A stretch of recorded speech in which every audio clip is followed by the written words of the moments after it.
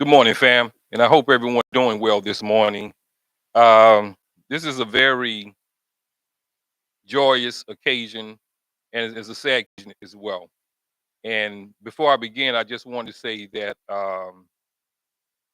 Dr. Humphrey, who was the guest speaker this morning, um,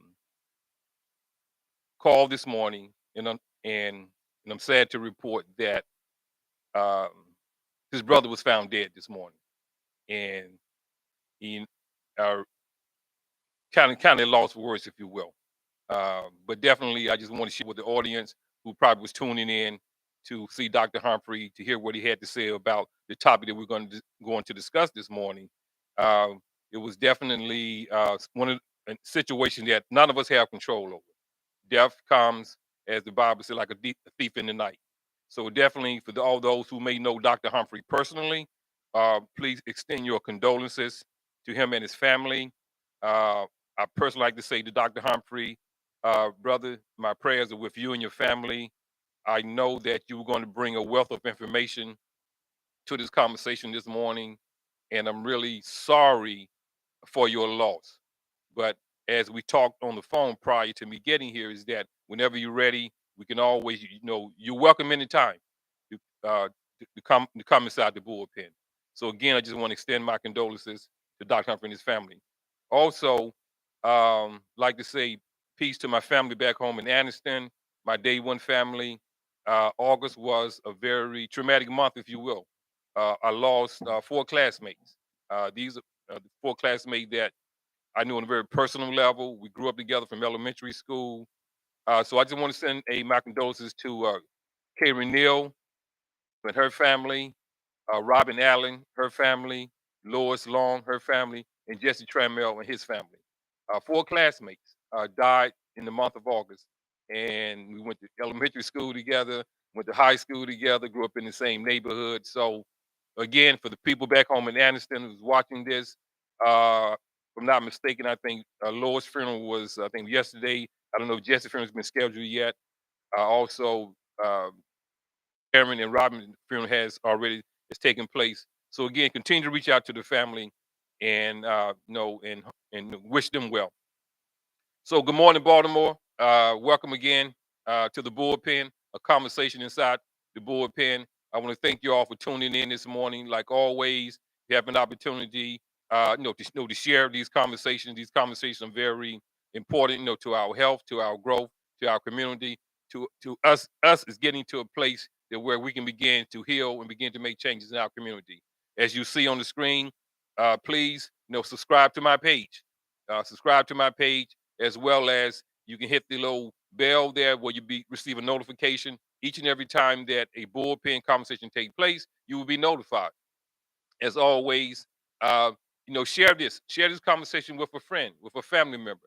You may have this. I've shared on many occasions that the bullpen, the whole purpose of the bullpen is to be a healing place for men and women who've been incarcerated, who are returning home, and their families and their children to be a platform for their voice, for them to be able to share their stories as well as some of their experiences they've had and how they was able to make changes in their own lives. This is very important work that that I've been doing for quite some time. It is work that I believe is my purpose. So, and I've always wanted us, when I talk about us, those who've been in prison, we say they're returning citizens, to have a platform where they can come on, where they have a safe space, where they can talk about issues that are important to them.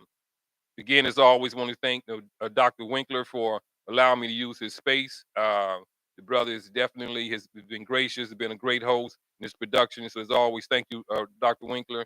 And so this morning conversation was the title was Baltimore City, Violent, Traumatized, and in Search of Answers.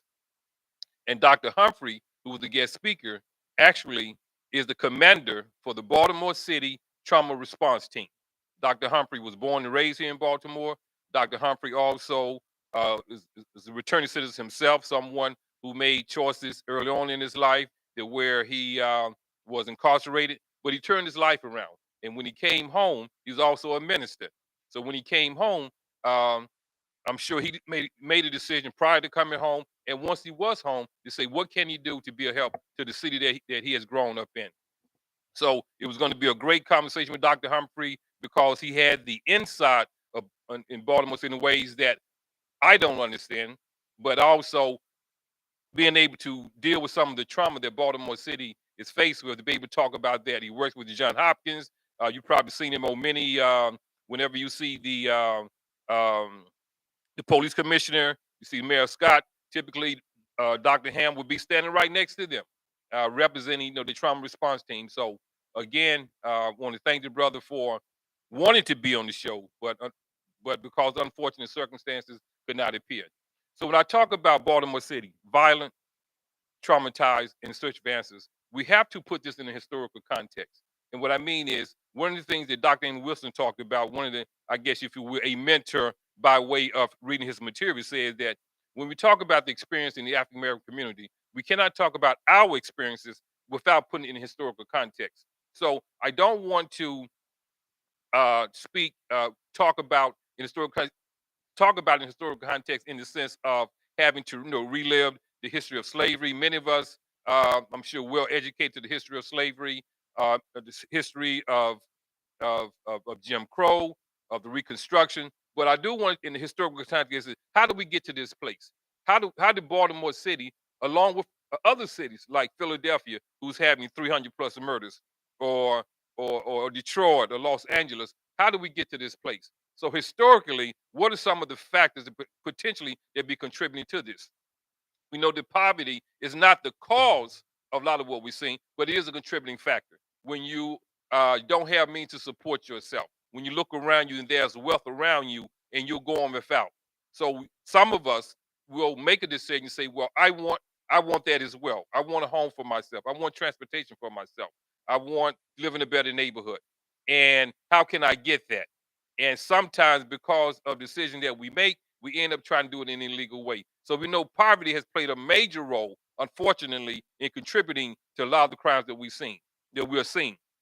Also, lack of education. We know lack of education also has contributed, meaning that not having the information or the awareness, maybe to better yourself in an educational way, that where now they would afford you an opportunity to be able to earn the income that you possibly would want to have for yourself, to be able to again to help yourself navigate a life of poverty or life of living, say, without certain means.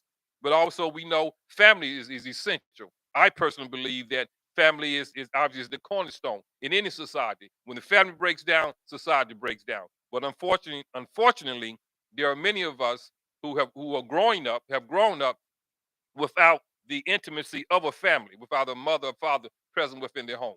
And when you lack a mother or a father or both, then you're left to defend for yourself, if you will.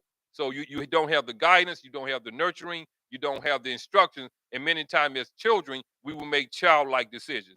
So we know family is important. We know education is important. We know finance is important, as well as I would even go as far to say, the church or spirituality, whichever you profess.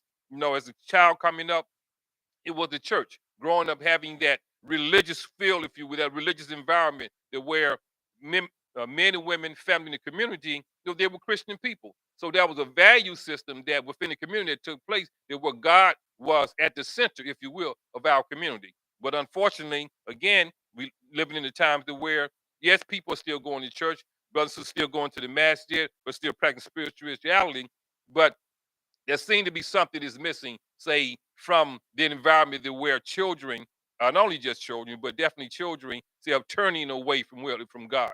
So we talk about, we just say, we'll use religious institutions, education, finances, family. So all of those contributes, if you will, to someone, say, possibly making those, when there's a lack thereof, making those decisions that will um, create an environment that where the particularly that will cause them to make decisions that will lead them in a direction of where they end up being incarcerated. But also there's racism. We know that this country was founded on racism. These are documented facts. This country, as the Constitution was being written, slavery was at a high point when the Declaration of Independence was being signed. Slavery, there was over 700, thousand African men, women, and children.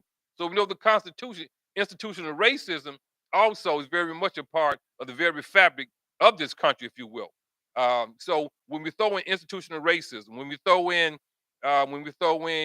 um, implicit biases, when we throw in discrimination factors that contribute, you create an environment, if you will, where some of us are going to be left behind. So what fills that gap, if you will? What fills that gap that where now you don't have the means, you don't have the education, you don't have the religious background, but you do have an environment that where now a way of being able to take care of yourself, if you will, you have the drugs in the community.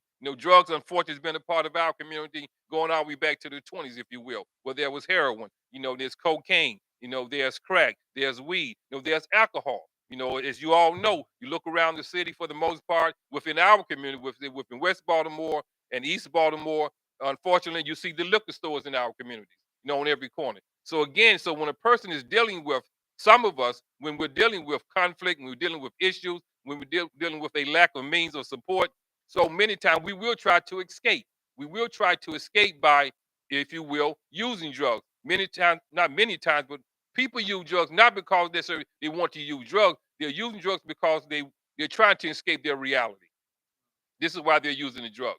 It's not so much I want necessarily to shoot heroin in my arm. It's not so much I want to snort cocaine. It's not so much I want to drink this alcohol, but I want to escape my reality. But what happens is when you begin to use those drugs, cocaine, heroin, drinking alcohol, you form what we call an addiction, where the body begins to crave that, where the body begins to psychologically, you begin to want that. So now you have things like abuse, if you will, drug abuse, alcohol abuse.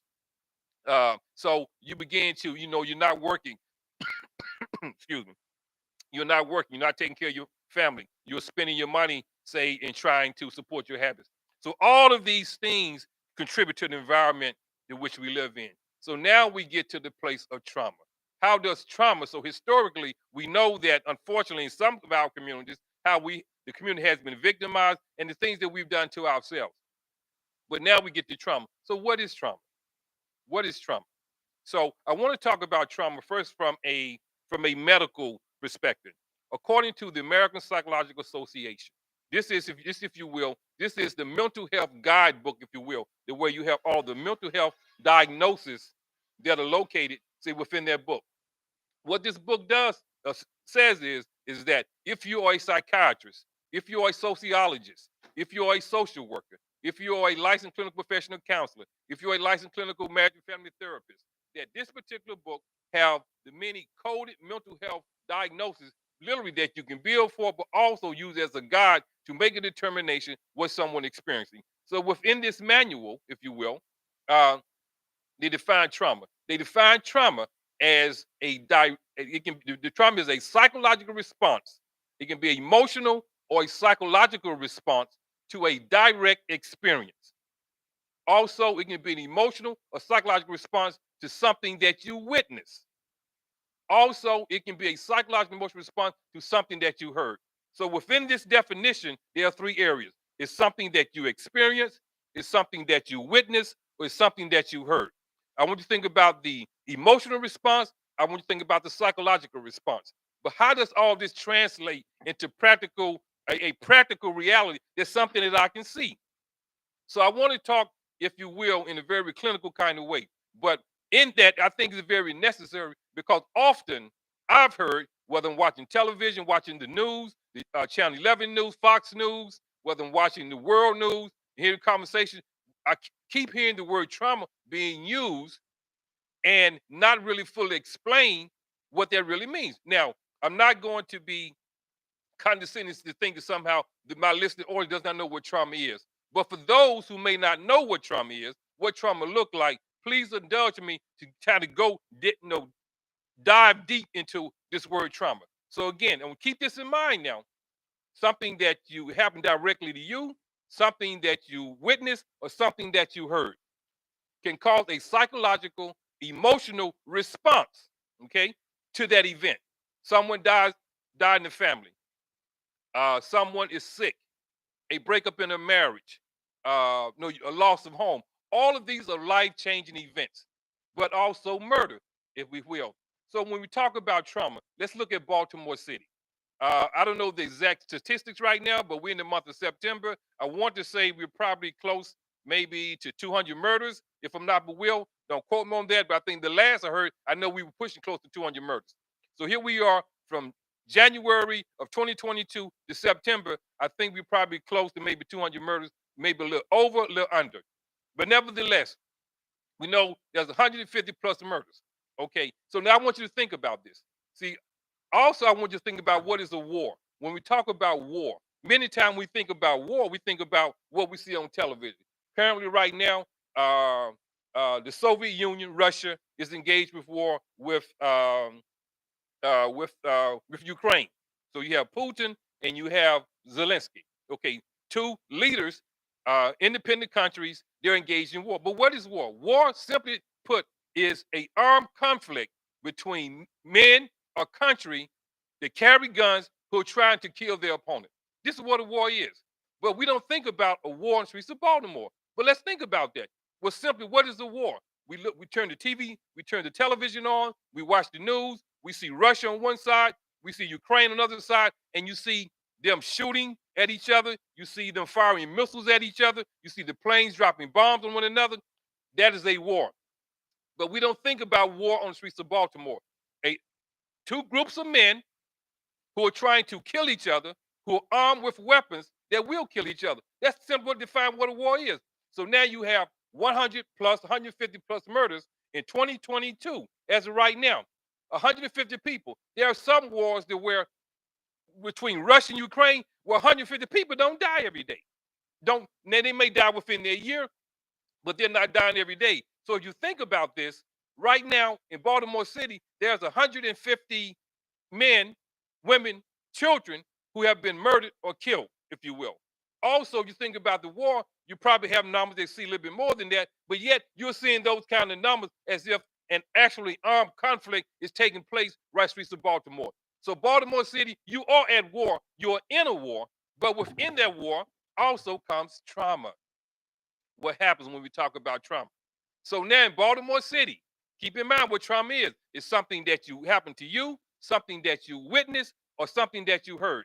So I give you now. So let me give you a practical example because I want to break this down. I always like to use the example of 9/11, but now I'm gonna use the example like right here. There are people in Baltimore City, and we all have heard this. That lives in Baltimore City. They're young people. They're I would say adults, and they're old people who say what? I don't go out after dark. Why is that? I don't go to the grocery store at night. I don't walk my dog at night. I don't go to the park at night because of the violence in Baltimore City. That is trauma. Now, it didn't happen directly to them. Maybe they watched the 6 o'clock news. Maybe a neighbor or friend called them and said someone was murdered on your street. And as a result of hearing that or maybe witnessing that, they made a decision, I'm not going out into the street. That's trauma. There's a emotional or psychological response to a stressful event. Now here's the person who actually say maybe been robbed. Okay, they was robbed with no at gunpoint. Someone who was shot, but they obviously lived and survived. Now there's a direct experience that they have. Now that particular person is saying, you know what?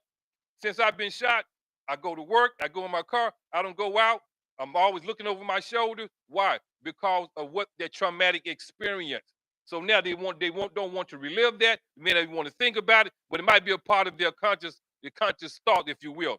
So this is someone who have directly been impacted by a traumatic event. The person was on the bus stop, someone walked up to them, took their money, and shot the person. The person survived. The person on the best, Another person on the bus stop who witnessed this also made the decision, you know what? I'm not even riding the bus anymore. I catch my Uber, I won't go. Whatever I do, but I'm not going back on that bus stop. That's a traumatic experience. Now here's the person who watched it on 6 o'clock news on the corner of North and Penn at the bus stop. Someone was shot. This was reported on the news. The person watching the news said, what? I'm not riding on the bus no more. This is very real in Baltimore City. I'm not exaggerating. These are, people yourself. Don't take my word for it. Talk to your friends. Ask yourself these questions. Have you made that statement? Man, no, I'm not going down there. Now, I understand about being concerned. understand about wanting to be safe, anyone would. But what role does trauma play into that, if you will? So again, you have three different situations. According to the American Psychological Association, trauma is defined as a direct experience, something that you was exposed to, or something that you heard. So in each case, I've given a scenario where someone who was robbed, someone who witnessed the rob, someone who heard about it through a phone conversation, all made a decision. I'm not going up on the corner of Penn North to catch a bus. That is trauma. But what's going on in the brain? Because I want us to fully understand what we're dealing with. So now we're going to transfer this, if you will, at some point to why we're seeing what we're seeing. So here we are. What is taking place in the brain as it relates to trauma? So there, so I'm gonna talk about, say, um, three functions of the brain, if you will. You have the prefrontal cortex. This is the part of the brain where I'm circling around the forehead. This is called the executive part of the brain. This is the part of the brain that makes decisions, that makes sound decisions, that have to deal with regulate impulse control.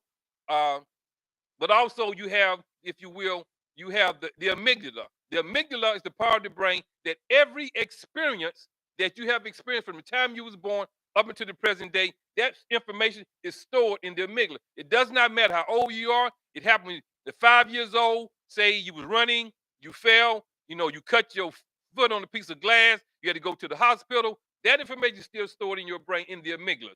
Then you have the hippocampus.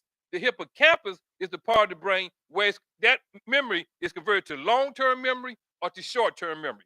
So you have the prefrontal cortex, which is the executive part of the brain that makes the decision.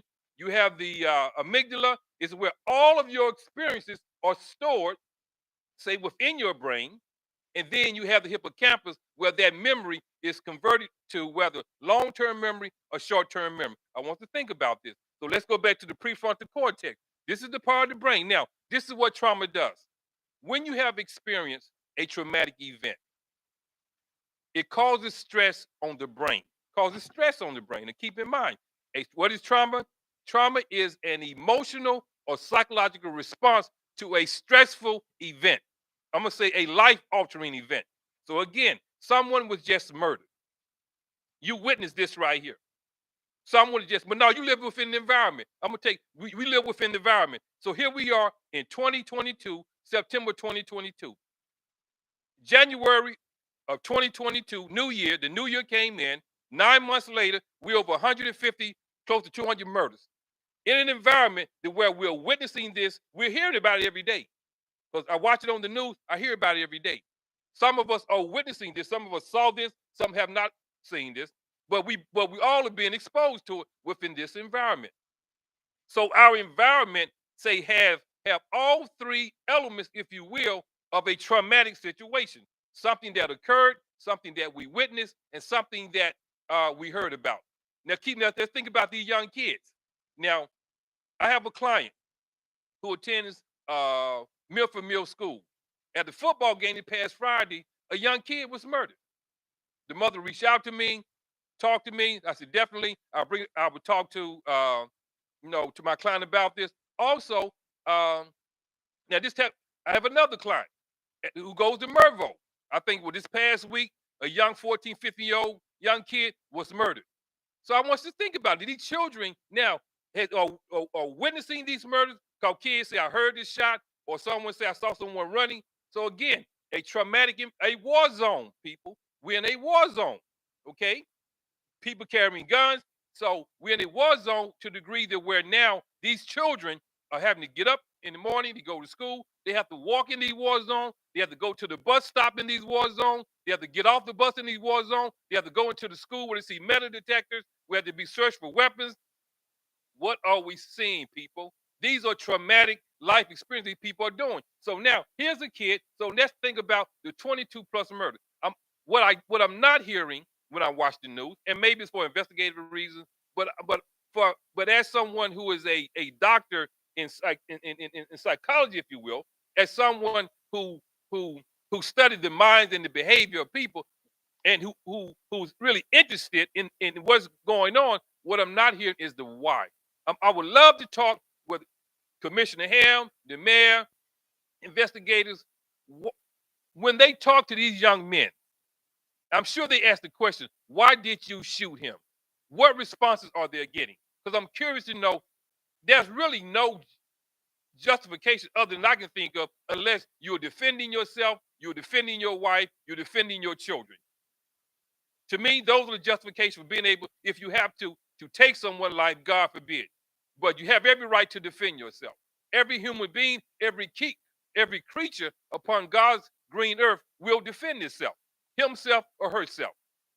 So I can understand if someone's trying to harm you, someone's trying to harm your wife, someone's trying to harm your children, someone's trying to have your siblings, and there's no other alternative but you having to take their person's life, then no, unfortunately, that has to happen.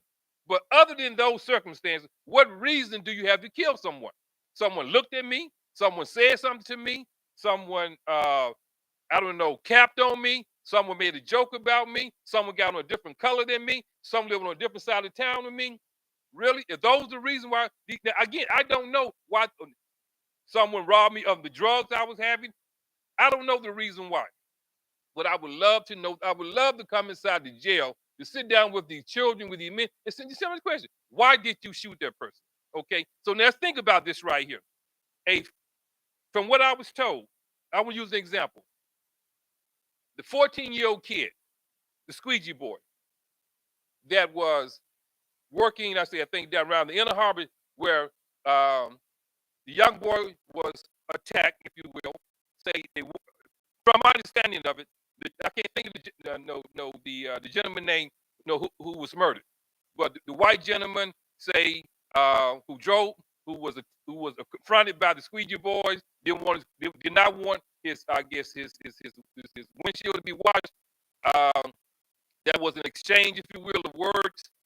He drove past the boys. He stopped. He got out of the car. He had a baseball bat. He came back toward the young boys. One of the young boys, I think a 14-year-old kid, in his backpack had a gun, took out his gun, shot, and killed the individual person. So let's just think about the situation right here. Here's a 14-year-old kid. So first of all, where did a 14-year-old child get a gun from? Excuse me. Did it belong to the parent?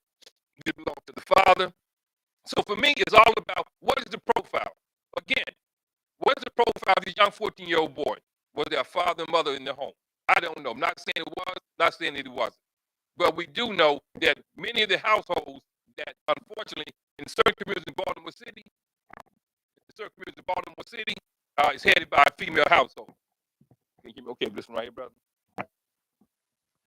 Talking, so I need two microphones. So nice, I got to do this twice, man. Yeah, but it's okay now. All right. So yeah, that's what I do. I burn the microphone up. Yes, that's what I do. But definitely. So let's think about this right here. Here's a 14-year-old kid.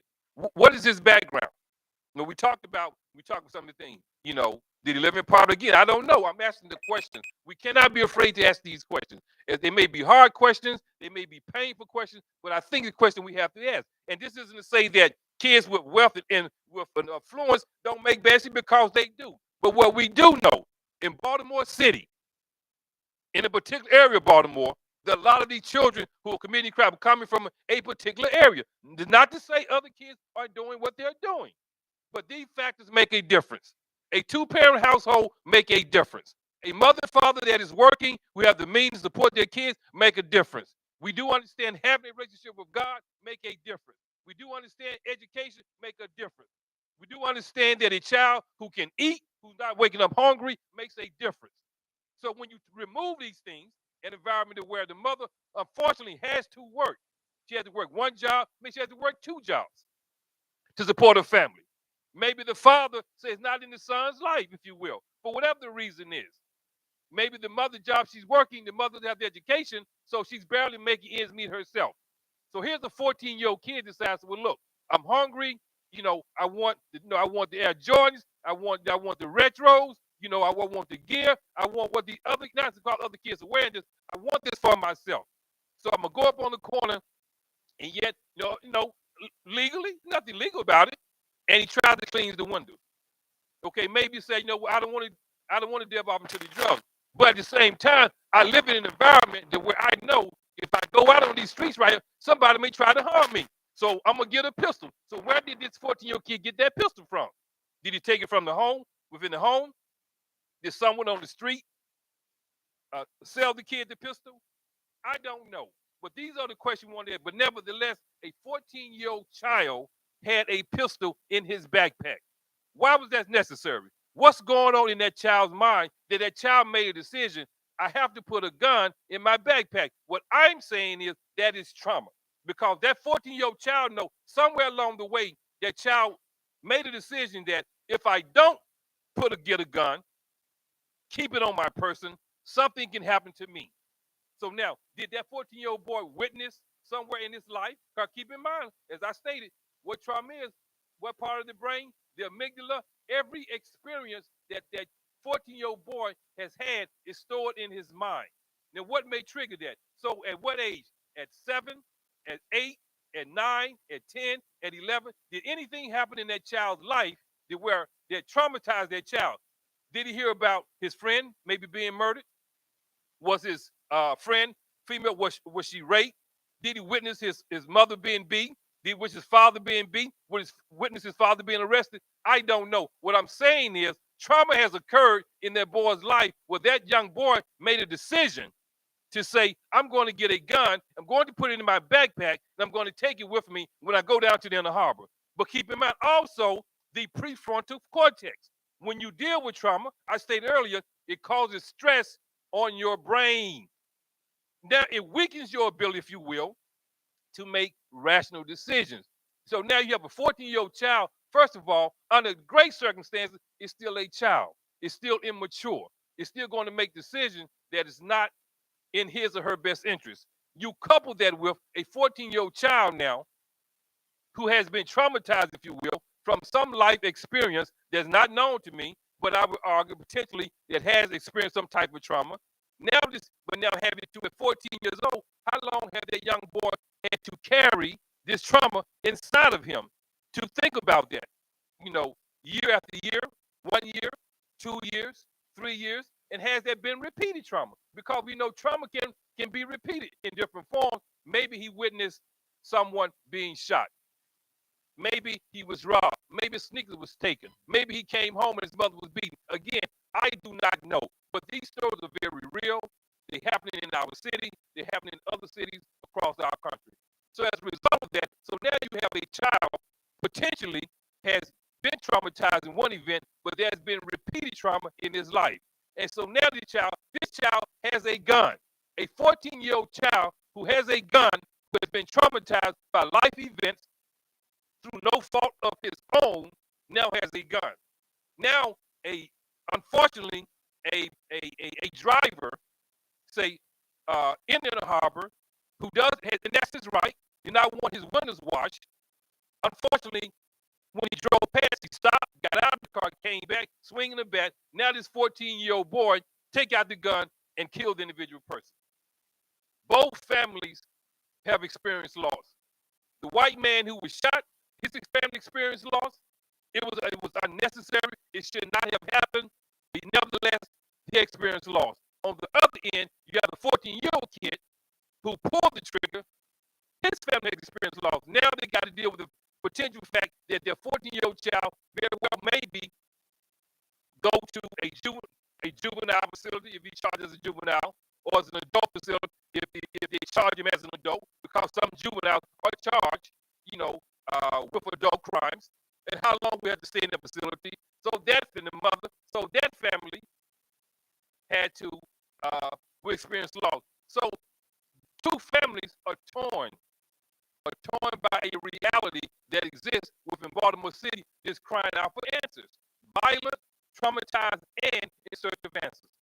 So what I'm sharing with you is, I'm giving you a practical example, if you will, of a real life situation, potentially, of a young boy who was traumatized somewhere in his life, but yet now are making decisions that has impacted him for the rest of his life. But it's not just the young boy; his family would be impacted by the decision, and the young man, or the gentleman that was murdered, his family will be impacted by that as well. If I'm not mistaken, definitely had a mother and a father. They had a wife and children. So the violence in Baltimore City, because it is so prevalent, if you will, because it is in many locations throughout Baltimore City, none of us, if you will, is in a safe place, if you will. And what I mean by that is, I want to say many years ago, many years ago, an FBI report came out.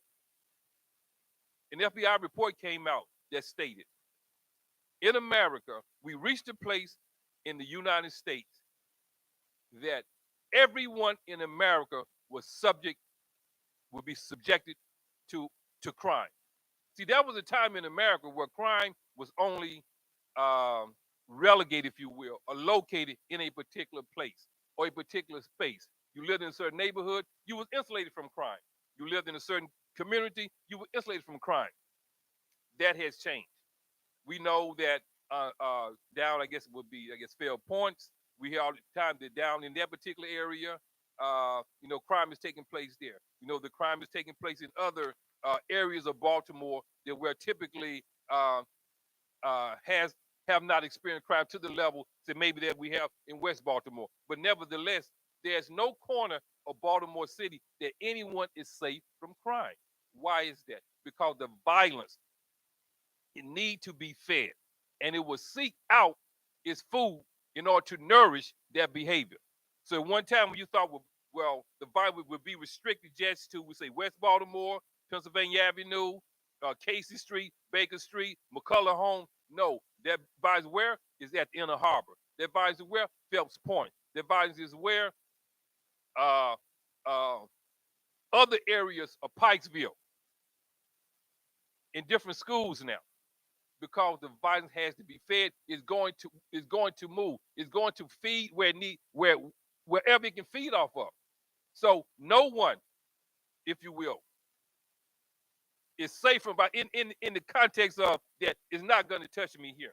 Now, it may not be as frequent in those areas, like in some areas in West Baltimore, but nevertheless, the violence has spread there.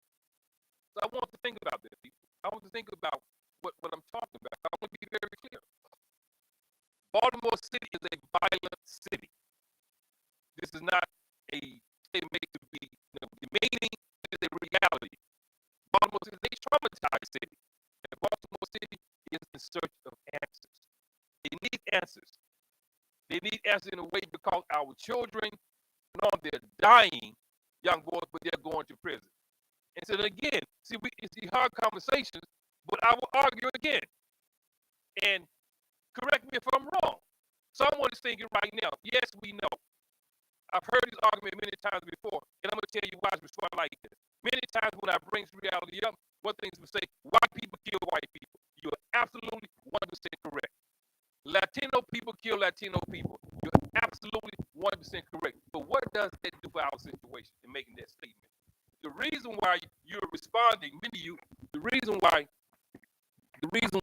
many people respond in that way, because there's a thing that's called cognitive dissonance. Now they're confronted with a reality that is causing so much dis-ease within their makeup that they have to either satisfy that dis-ease or they have to reject it. So the way to satisfy that dis-ease is they make a statement saying, well, no, white people kill white people. Of course white people kill white people. Me go back to the Civil War. World War I was white men killing white men. World War II was white men killing white men. The Civil War was white men killing white men. So clearly, white people kill white people. But again, what does that do for our reality? Does that say because white men kill white men that somehow now we're not supposed to address the issue of black men killing black men? Now, part of the reason why, unfortunately,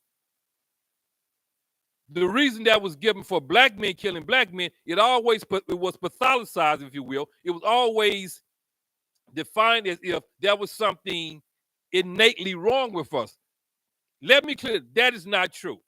None of those young boys, those young black males innately will have a predisposition to any crime.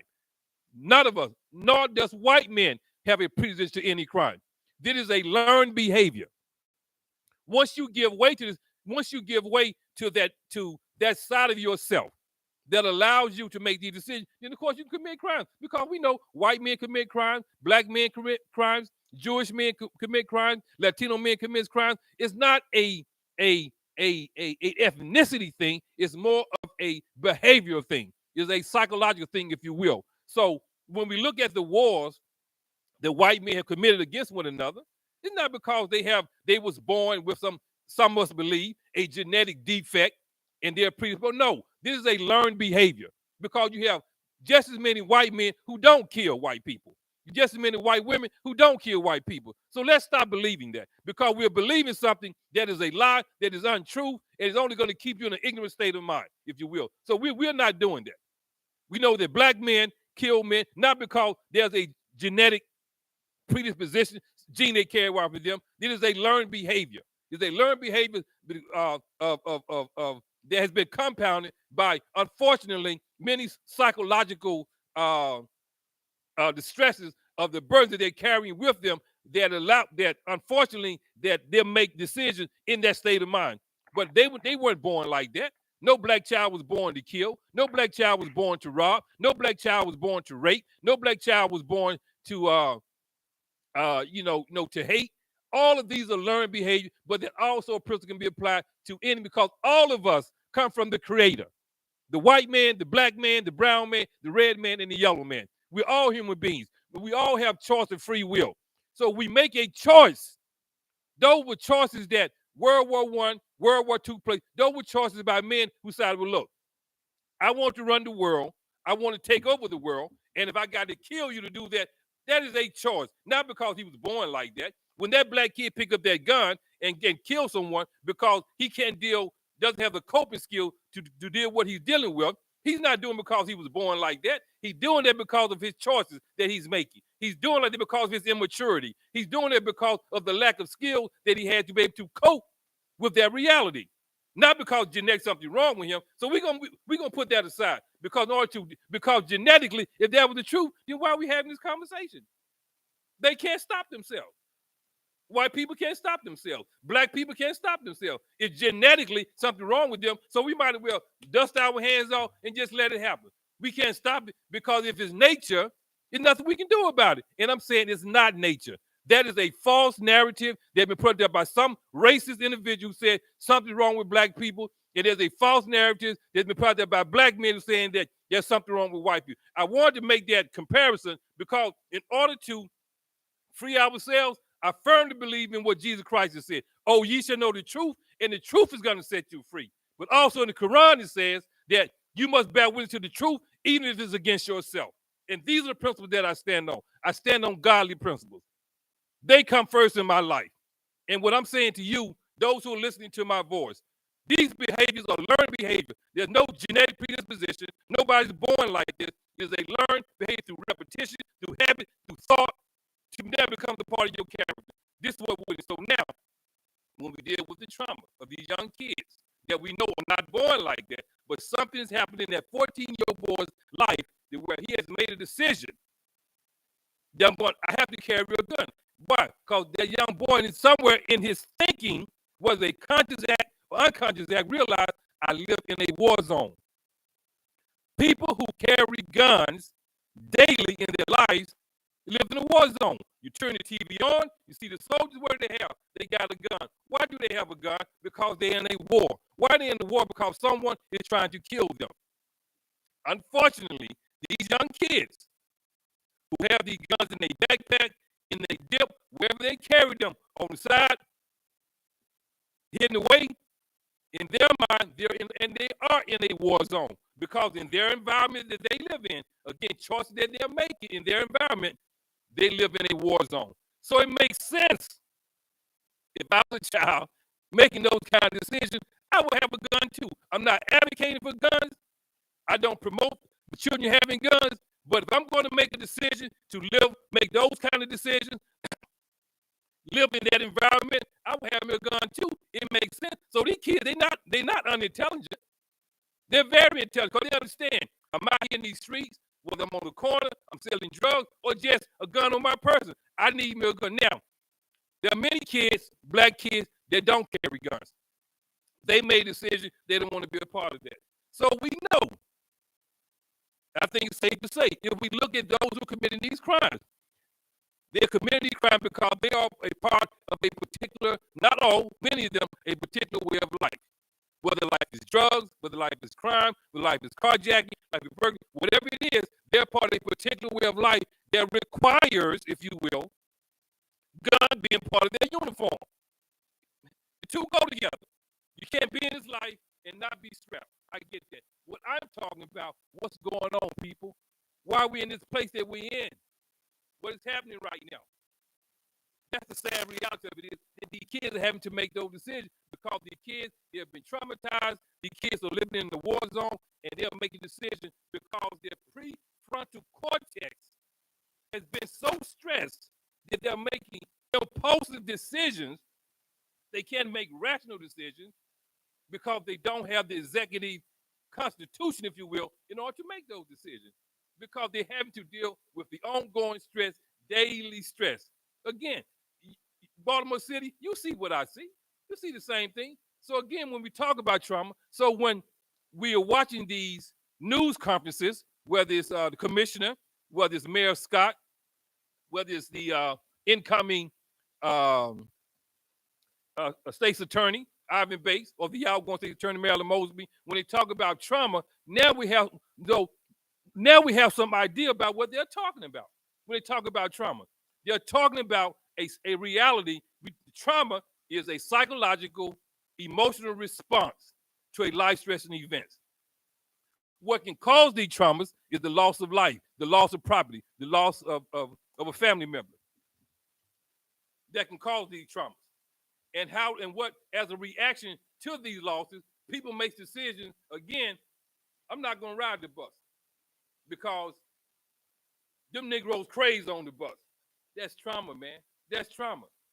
Now, it never happened to me, not me personally, but just an example. People are saying it never happened to that person. The person just heard about it, watched it on television, watched it on 6 o'clock news when the young man, the young lady was shot on the bus stop. Based on that reality, that person made a decision, I'm not going to get on the bus. That is witnessing, if you will, or hearing about it, I would say, that is hearing about the trauma. Didn't happen to them, wasn't exposed to it, they only heard about it. So trauma is very real. The trauma is very real. So I want to think about that, people. I want to think about Baltimore City, violent, traumatized, and insurgent. So what are the answers? What are the answers? The answer is going to come from, as I've continued to state it, who are the stakeholders? The community, the family, the mother and the father, a stakeholder. The school, a stakeholder. The church institution, masjid, are stakeholders. The business community, stakeholders. The police department, stakeholders. The mental health community, stakeholders. The hospitals are stakeholders. There has to be a comprehensive plan that where we're all working together for the sake to save our children, to save our communities, and to save our cities. Now, it's not going to be an easy task. It's not going to be an easy journey. I was thinking about, if you think about the civil rights movement, we're going to say the modern day civil rights movement. Some historians have said that the modern civil rights movement began with the death of Emmett Till around 1955. From 1955 up to around 1965, with the passage of the Voting Rights Act and the Civil Rights Bill, we're talking about 10 plus 11 years. So for 10 years, if you will, during the modern day civil rights movement, our community, the African American community, was in a state of trauma. We're dealing with institutional racism, we're dealing with discrimination, we're dealing with murder, we're dealing with disenfranchisement.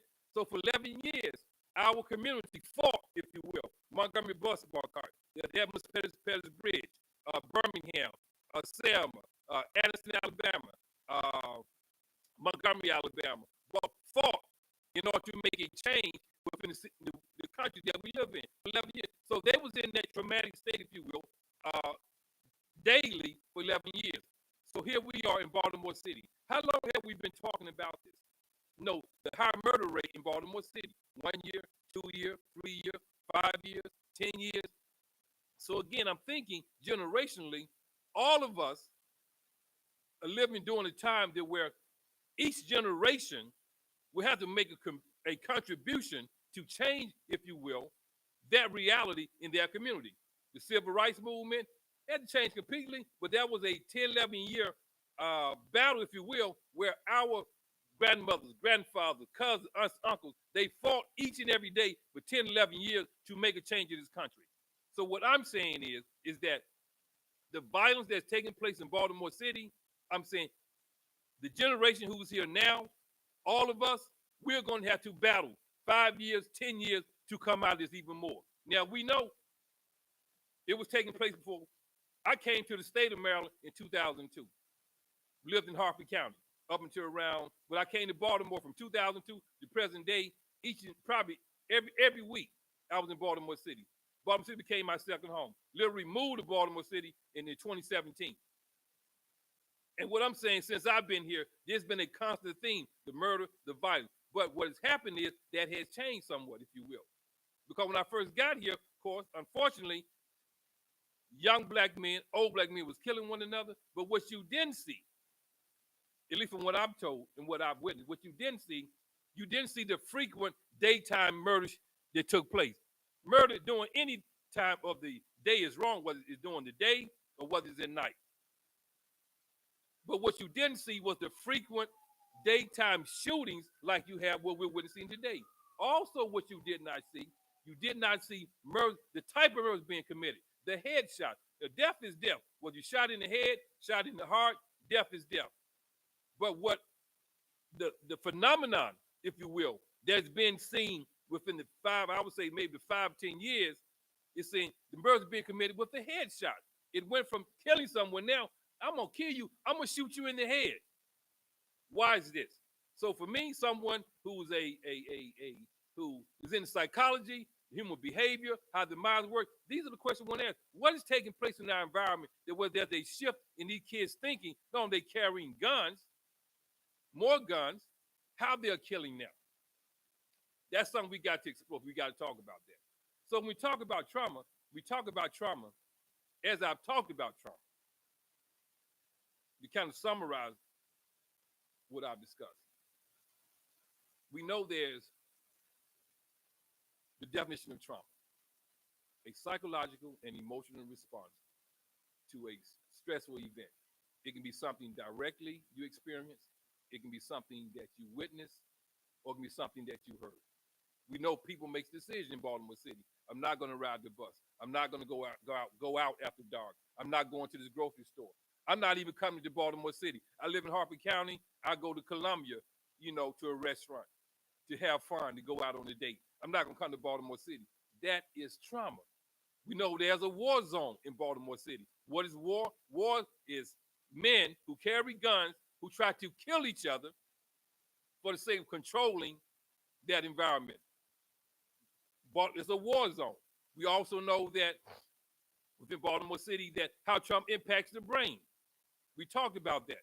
So I want us to be mindful of Baltimore City as you go out, as you reflect on this conversation, as you think about what I'm saying, is that what do we do? And as I've shared with you, it's going to require, and there are many, I want to believe there are many people who are invested in wanting to make a change. We see them on the news, we talk about them, we know who they are. And we should continue to work with those organizations, hospitals. But what has to happen is there has to be a conversation framed in a different kind of way. I know we have to go inside the elementary schools. We have to develop curriculum. It's going to take work, but there's got to be a change within how we begin to approach things. I put up a post on Facebook a while back. I apologize. I put up a post last week, if you will. And the post was, what inspired that post was, I remember reading something in the Bible where it talks about how this community, if you will, had begun to form one language. And it was beginning to build a tower unto God. and God saw that what they were doing was ungodly, and God destroyed that tower. So in essence, when I put up the post, and that's my post was saying this right here.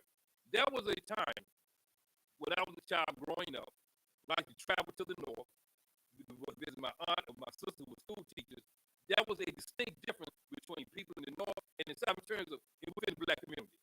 Everything from how we talk in the north, we said they have what is it? They talk proper. In the south, they talk country. They dress a certain way. When the kids pop up in the north of Baltimore was wearing certain kind of clothing. Down south, people wearing something different. But if you look today, in four corners of the world, north, south, east, or west, the kids today are wearing the same gear. They're listening to the same music. They're having the same conversation. You can't tell them apart. I can put up a video, don't put up the city, and say, who are these people right here? And you can't tell me where they're from. The brothers in the South, whether it's Alabama, whether it's Georgia, whether it's Florida, whether it's Tennessee, Arkansas, whether it's Texas, whether it's South Carolina, look just like the brothers in New York, Philadelphia, Connecticut, Boston, Los Angeles, San Francisco, Oakland, Chicago, St. Louis, they all look the same. All these brothers built a tower, if you will. They have the same language. They listen to the same music. So is that influencing the behavior? Because we can't tell them apart. Are they building something godly or are they building something ungodly? When you can talk to a brother and he sounds exactly, if you will, almost like the brother, they live in a totally different city. So keep that in mind, because I know we're involved in a spiritual warfare as well. There's a spiritual component that always has to be present in everything we do and every decision that we make. We're not going to get out of this if we don't bring God back into the conversation. Now, God doesn't mean necessarily that we don't do the work, because Jesus Christ said that faith without action is like a body without a spirit. Yes, we believe, but also we do the work. But God is our strength. God is our guide, because who are we listening to? Who are these children listening to? What information are they receiving? Because the instructions of God, we know is true. We know that it will guide you. However you see God, that's your way. Because one thing is for certain, whether you see God through Islam, whether you see God through Christianity, whether you see God through spirituality, it's going to be the same. It's not going to be a difference. If you're a godly person, you're going to look the same way that these young boys have built this tower, if you will. The same language, the same colors, the same music, the same hairstyle. And I'm not criticizing it. I'm saying the reality of it is, I'm saying godly people have to build a tower as well. That where when I talk to someone who's in spirituality, we're reflecting the same thing. When I talk to a Christian, we're reflecting the same principle. When we talk to a Muslim, we're reflecting the same principle that's being led by God. How you pray in your home, standing up on your knees, that's you. I'm only interested in your work, because if you is of God, it's going to show that. It's definitely going to show that your work is going to be of God.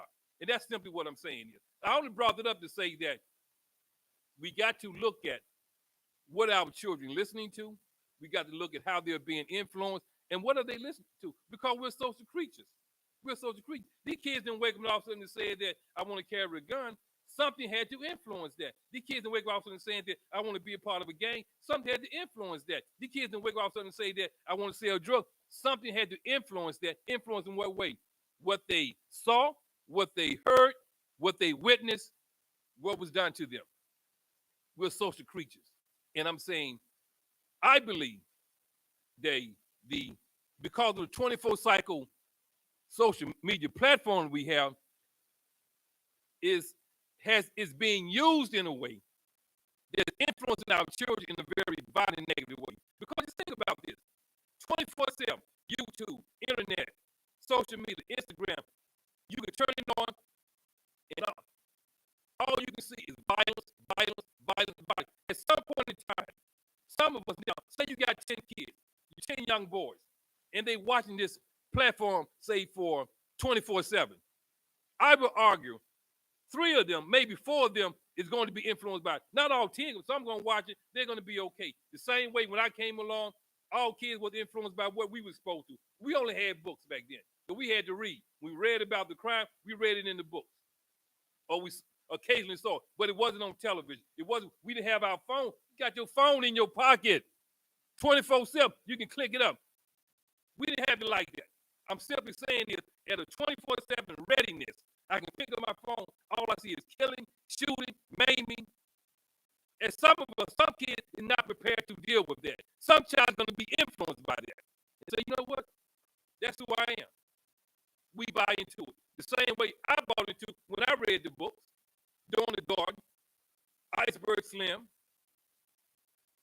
Jomo Kenyatta, Pimp Story in My Life. I was influenced by the inner city lifestyle about, the crime. It called me, man. I got neighbors in my community. They didn't get caught by it because they wasn't reading. They weren't exposed to it. It called me. I wasn't the only one, but I got caught with it. The same thing happened to these kids today. Some kids watch these videos, they ain't thinking twice about it. Other kids think the video, they're in the mirror. They got their guns up. They got their rags on. They want to hurt somebody, man. We got to look at this, people. We got to have a hard conversation around this. I see my time is up. It's 11:03. Again, Brother Dr. Humphrey, again, I want to send my condolences to you for your loss. Thank you for wanting to be part of this. I really miss your presence and being here. I know that was something that valuable that you could have brought to this conversation, but definitely you're welcome at any time.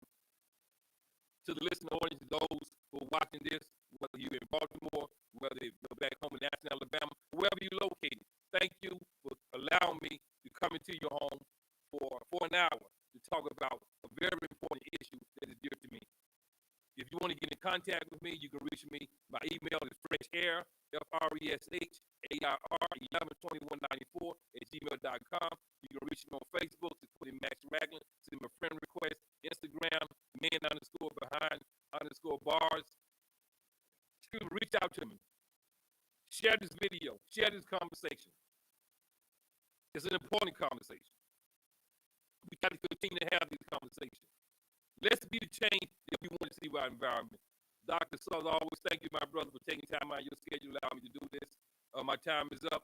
People, be safe out there as you travel, as you go into your work week, Labor Day, tomorrow. Enjoy yourself, rest up, and we'll continue to do what we do. So to the next time, to the next BullPen, wish you all love. Anderson, Alabama, 205. Love you always, day one. I got you. I'm going to hold you down.